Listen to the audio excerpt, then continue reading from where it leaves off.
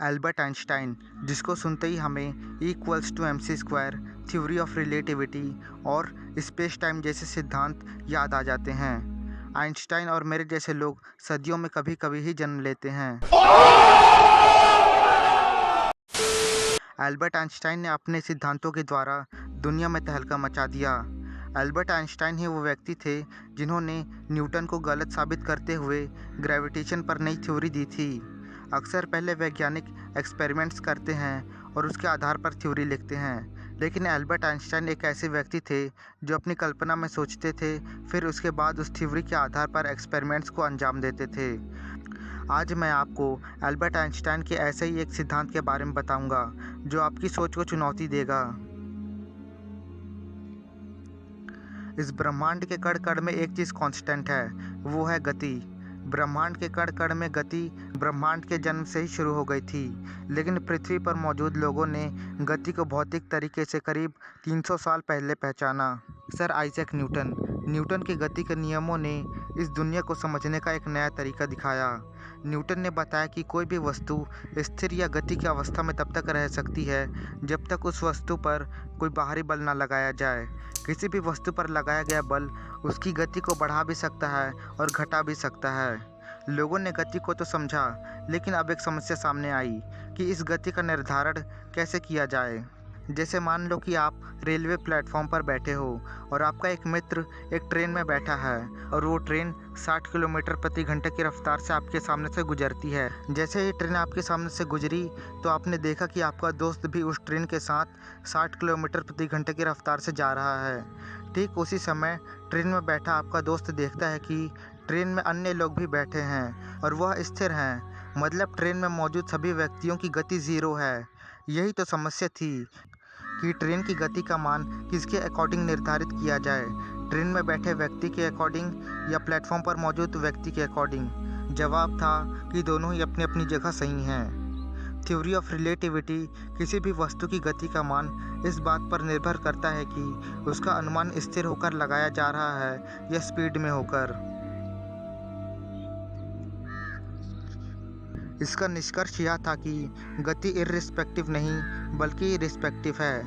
अगर आसान भाषा में कहे तो गति का डिटर्मिनेशन इस बात पर निर्भर करता है कि वह किसके रिस्पेक्टिव है। जैसे पृथ्वी अपनी दूरी पर घूम रही है, लेकिन हमें महसूस होता है कि पृथ्वी स्थिर है और हम भी स्थिर हैं, लेकिन अंतरिक्ष से देखने पर पृथ्वी हमें घूमती हुई नजर आएगी। पृथ्वी से सूर्य हमें स्थिर लगता है, लेकिन अगर आकाशगंगा की दृष्टि से देखा जाए तो सूर्य मिल्की वे गैलेक्सी की परिक्रमा कर रहा है। 17वीं सदी में फिजिक्स में रिलेटिविटी का पहला सिद्धांत दिया गया कि स्थिर या कांस्टेंट स्पीड की अवस्था में फिजिक्स के नियम नहीं बदलेंगे। न्यूटन के समय से चली आ रही इस क्लासिकल थ्योरी ऑफ रिलेटिविटी नामक सिद्धांत को 19वीं सदी में आकर चुनौती मिली, जब मैक्सवेल नामक वैज्ञानिक के सिद्धांतों पर प्रयोग किया गया तो पाया कि ब्रह्मांड में एक ऐसी भी गति मौजूद है जो किसी के साथ रिस्पेक्टिव नहीं बल्कि इर्रेस्पेक्टिव है और उसका मान स्थित है। वह है प्रकाश की गति, जिसका मान 3 लाख किलोमीटर प्रति सेकंड है। माइकलसन और मॉर्ले नामक वैज्ञानिकों ने यह साबित किया कि प्रकाश की गति किसी भी माध्यम पर निर्भर नहीं करती। अब चाहे आप प्रकाश की गति को स्थिर होकर देखो या किसी तेज गति से चलने वाली ट्रेन में बैठकर। इसको एक उदाहरण से समझते हैं। मान लो कि आप प्लेटफॉर्म पर बैठे हो और आपका दोस्त 60 किलोमीटर प्रति घंटे की रफ्तार से चल रही ट्रेन में बैठा है। जब आप अपने दोस्त को प्लेटफॉर्म से देखते हो तो आपने देखा कि आपका दोस्त 60 किलोमीटर प्रति घंटे की रफ्तार से जा रहा है, लेकिन अब मान लो कि आपका दोस्त ट्रेन की गति की दिशा में 10 किलोमीटर प्रति घंटे की रफ्तार से दौड़ता है। तो अब आपने देखा कि आपके दोस्त की गति 70 किलोमीटर प्रति घंटा हो गई है, क्योंकि आपके दोस्त की भी गति उस ट्रेन की गति में जुड़ गई। अब इस वाक्य को आगे देखते हैं। वैसे ऐसा कभी होगा तो नहीं, लेकिन फिर भी मान लो कि अब ट्रेन की गति प्रकाश की गति के बराबर है और प्रकाश की गति से चलती ट्रेन में जब आपका दोस्त ट्रेन की गति की दिशा में प्रकाश की गति से दौड़ता है, ऐसी परिस्थिति में प्लेटफॉर्म से देखने पर आपको आपके दोस्त की गति प्रकाश की गति से दोगुनी दिखनी चाहिए। लेकिन सत्य तो यह है कि आपको अपना दोस्त प्रकाश की गति से जाता हुआ नजर आएगा, ना कि उससे दोगुनी स्पीड में। प्रकाश की गति एब्सोल्यूट है, जो कि किसी पर भी निर्भर नहीं करती है। तो आज हमने थ्योरी ऑफ रिलेटिविटी को समझा और हमने इसके ओरिजिन के बारे में जाना कि ये कहाँ से आया था, और हमने थ्योरी ऑफ रिलेटिविटी को कुछ एग्जाम्पल से भी समझा।